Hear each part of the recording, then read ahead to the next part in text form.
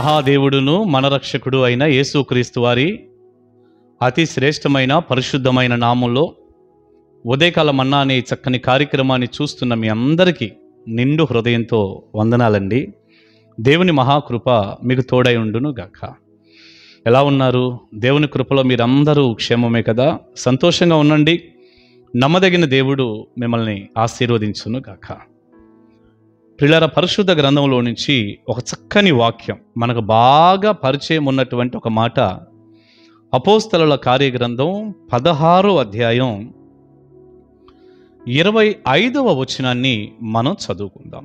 అయితే మధ్యరాత్రి వేళ పౌలును శీలయు దేవునికి ప్రార్థించుచు కీర్తనలు పాడుచుండిరి, ఖైదీలు వినుచుండిరి. ప్రియులారా, మనందరికి బాగా తెలుసు కదా, ఇది దైవజనుడైనటువంటి పౌలు, శీల, వారితో పాటు లోకా గారు కూడా ఉన్నట్టు మనం ముందు వచనాలు చదువుతూ ఉంటే మనకు అర్థమవుతుంది. మేము అనే పదం ఈ అపోస్తలుల కార్యగ్రంథాన్ని రాసినటువంటి లోకా గారు రాస్తూ మేము అనే పదాన్ని వాడటాన్ని బట్టి, సరే వీరందరూ కూడా కలిసి లోకా గారు మధ్యలో వచ్చారులేండి, ఈ ప్రాంతాల్లో కలిశాడు ఆయన. పౌలు గారైతే శీల అనబడిన ఆ ప్రవక్తను వెంట పెట్టుకొని 2వ మిషనరీ ప్రయాణం చేశాడు. మొత్తం పౌలు గారు 3 మిషనరీ ప్రయాణాలు చేశాడు. తర్వాత కూడా మరికొన్ని ప్రయాణాలు ఉన్నాయి. రోమాకు వెళ్ళిన ప్రయాణం కానీ ప్రయాణాలు ఉన్నాయి. కాకపోతే ఈ 3టినే ఎక్కువగా పరిగణలోనికి తీసుకొని మాట్లాడుతూ ఉంటారు. సరే, 3 మిషనరీ ప్రయాణాలు దైవజనుడైన పౌలు గారు చేశారు. అందులో 2వ మిషనరీ ప్రయాణం కొనసాగుతూ ఉన్నప్పుడు మాసిదోనియా ప్రాంతంలో ఉన్నటువంటి ఫిలిప్పీ పట్టణానికి వచ్చాడు.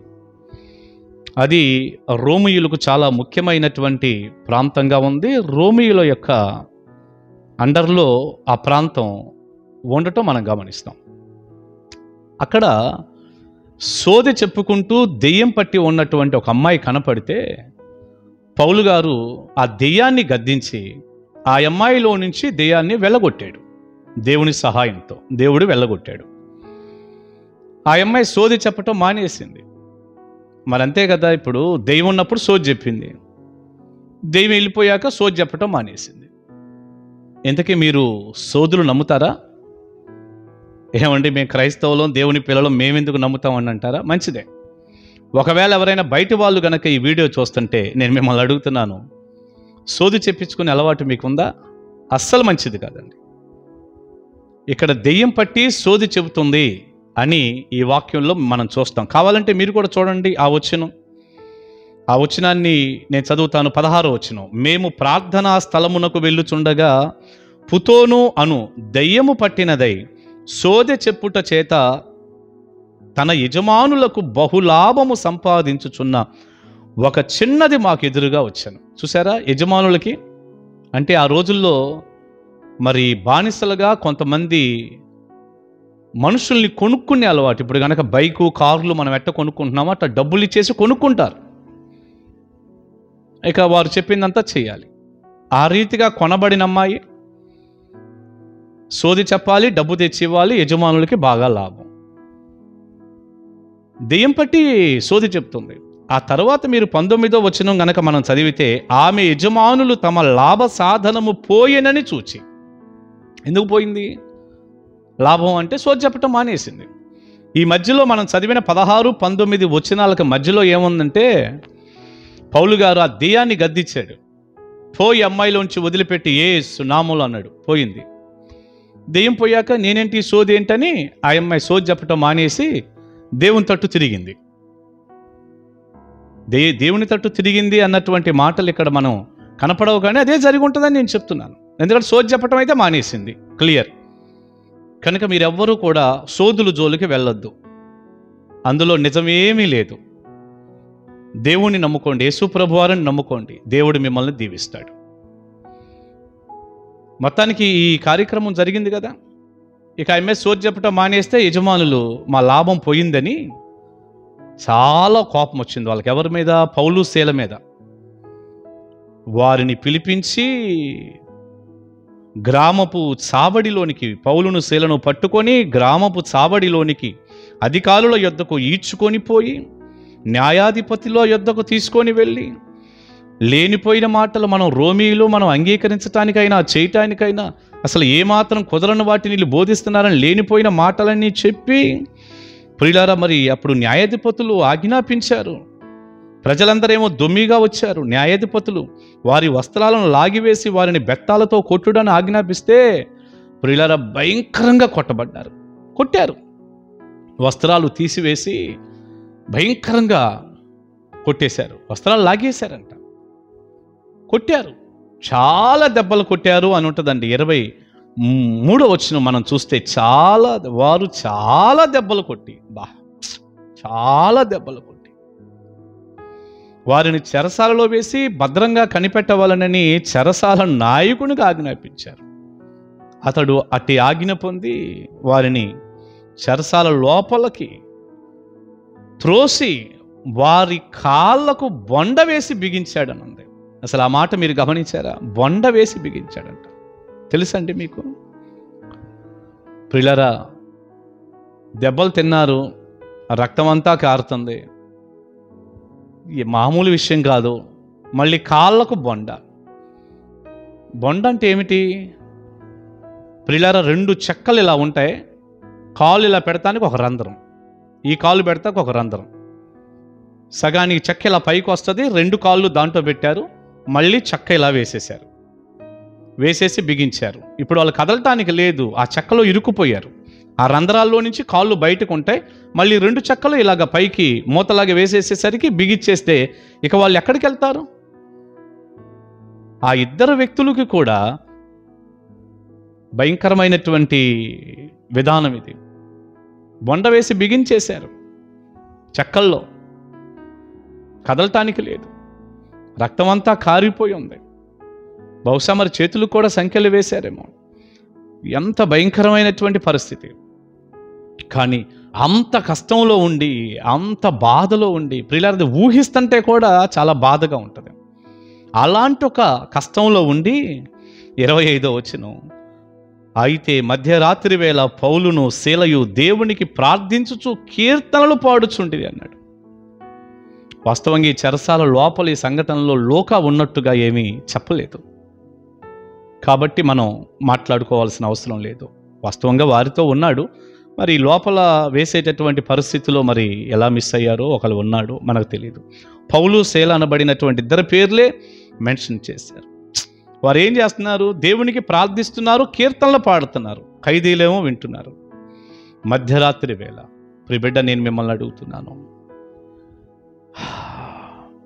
కాళ్ళకు చేతులకు, ముఖ్యంగా కాళ్ళకు బొండలేమి మనకు లేవు, చేతులకు సంఖ్యలు ఏమీ లేవు, చాలా దెబ్బలు మనల్ని ఎవరూ కొట్టలేదు, రక్తమేమీ మన ఒంటి మీద కారటం లేదు. కానీ ఈ రోజున దేవుణ్ణి స్తుతించేవారిగా, ప్రార్థించేవారిగా లేకపోవటం, చివరికి మందిరాలకు వెళ్ళినా కూడా పాటలు, స్తుతులు, ఆరాధనలు అయిపోయిన తర్వాత వెళ్ళటం, మీకేమనిపిస్తుంది? కొన్నిసార్లు అయితే హల్లెలూయా అన్నా కూడా హల్లెలూయా చెప్పలేనటువంటి పరిస్థితిలో ఉన్నారు ఈనాటి ప్రజలు. దేవుణ్ణి స్తుతించలేని వారిగా, దేవునికి స్తోత్రం అని చెప్పలేని వారిగా, హల్లెలూయా అనే పదమే వాడలేనటువంటి పరిస్థితిలో ప్రజలు ఉన్నారు. చేతులెత్తి దేవుని స్తుతించండి అంటే కూడా అలాగే చూస్తున్నారు. 25 సంవత్సరాల నా సేవలో నేను బోలెడు మందిని చూశాను. ఇక ప్రార్థనా జీవితాలు అంటారా? లేవు. ఎప్పుడో ఆ వాక్యం టయానికి వస్తున్నారు చాలామంది. అందరం చెప్పనండి, చాలామంది వాక్యం టయానికి రావటం, ఊరక ఆ కుర్చీల్లోనో బెంచీలో ఉంటాయి కదా మందిరాల్లో, కూర్చోవటం అఫీషియల్గా అన్నమాట, బాగా అఫీషియల్, ఏదో విజిటింగ్కి వచ్చినట్టు, మందిరానికి ఆరాధన కోసం వచ్చినట్టు కాదు, ఏదో విజిట్ చేయటానికి వెళ్తున్నట్టు అన్నమాట. వారమంతా కనుచూపు మేరల్లో కనపడ్డి వ్యక్తి, కనుచూపు మేరల్లో కనపడదు ఆ తల్లి. పాటలు, ఆరాధన, సాక్ష్యాలు అన్నీ అయిపోయాక వాక్యం మొదలుపెట్టే టయానికి రావటం, కాసేపు వాక్యం వినటం, వెళ్ళిపోవటం. దేవుడు ఏం సంతోషిస్తాడు? అందుకే ప్రార్థనా జీవితాలు కూడా లేవు. మన సంఘాల్లో ప్రార్థన చేసేటటువంటి కూడికల్లో ప్రజలు కనపడరు. కుటుంబ ప్రార్థనల కంటే చూడండి, భోజనాలు అంటే పరుగులు ఎత్తుతారు కానీ ఏం కనపడరండి. ఆల్ నైట్ ప్రేయరు, ప్రార్థన చేయాలి రాత్రి అంతా, ఏమీ ఉండదు. మీరు చూసుకోండి, ఉపవాస ప్రార్థన మామూలుగా పెట్టే 2 గంటల్లోనే కనిపించటంలా. అందరు ఇలాగే ఉన్నారని కాదు, ఎక్కువ శాతం ఇలాగే ఉన్నారు. ఇక మధ్యరాత్రి వేళ వీళ్ళు పాటలు పాడుతున్నారు, కీర్తనలు, ప్రార్థన చేస్తున్నారు అన్నారు. నేను మిమ్మల్ని ఒక మాట అడుగుతున్నా, మధ్యరాత్రి మీరేం చేస్తారు? ఏం చేస్తారు? సెల్ ఫోన్ చూస్తారా? అదేగా. 12, 1 గంట, 2, అవసరమైతే 3 దాకా ఆ ఫోన్లో పడి ప్రపంచం అంతా తిరిగి, లోకమంతా తిరిగి, అవసరమైతే లోకంలో ఉన్నటువంటి ఆ మాలిన్యాన్ని, బురదని కావలసినంత అంటించుకొని, ఇప్పుడు ఏముంది, ఒక నొక్కితే అన్నీ ఉన్నాయి కదా, చూడగొండి కూడా. ఏం చేస్తారు మీరు మధ్యరాత్రి? ప్రార్థన చేస్తారా? పాటలు పాడతారా? దేవుని స్తుతించి ఆరాధించగలరా?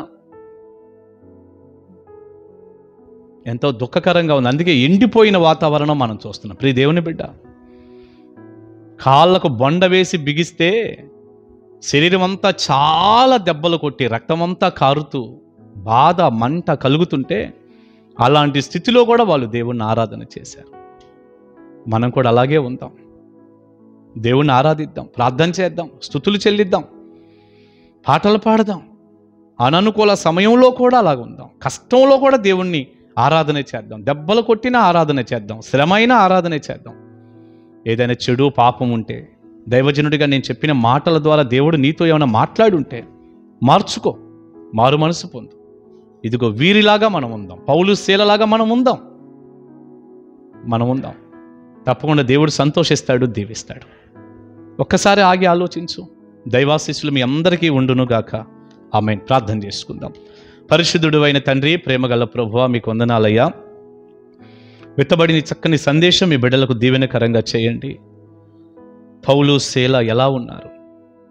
దెబ్బలు తగిలినా, రక్తం కారుతున్నా, కాళ్ళకు బొండ వేసి బిగించినా, కాళ్ళు కదిలించటానికి వీలు లేకపోయినా అలాగే కూర్చొని నాయన గోడ కానుకొని చేతులెత్తి మిమ్మల్ని స్తుతించి, ప్రార్థించి, ఆరాధించి, పాటలు పాడుతుంటే ఖైదీలు వింటున్నారు. అలా మేముండాలి. తద్వారా అక్కడ నాయన వాళ్ళకి గొప్ప విడుదల దొరికింది. అలాంటి విడుదలనైనా మేము పొందుతాం కదా.